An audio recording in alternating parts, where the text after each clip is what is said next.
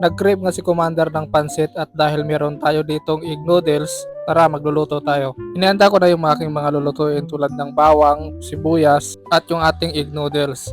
Meron din ako ditong gulay na binili sa palengke na halagang 40 pesos. Tinadtad na manok na isang taon ang nakalagay sa ref. Dito sa ating lutuan, ating uupirahan. Maglagay ng kawali, huwag nyo nang pansinin yung kulay. Kaunting mantika para sa panggisa. At nung mainit na ay nilapag ko na ang sibuyas at bawang. Hinalo-halo hanggang lumabas ang baho. Maya-maya ay nilapag ang manok.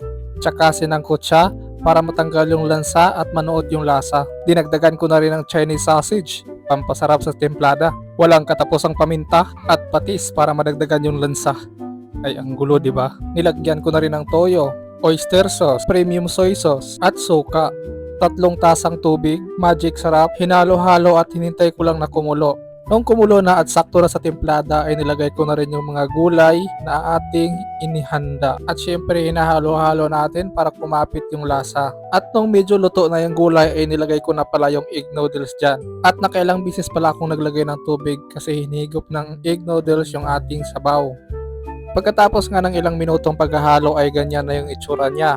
At saktong-sakto na rin yung templada kaya ano pang hinihintay ko? Kakain na ako. Thank you for watching!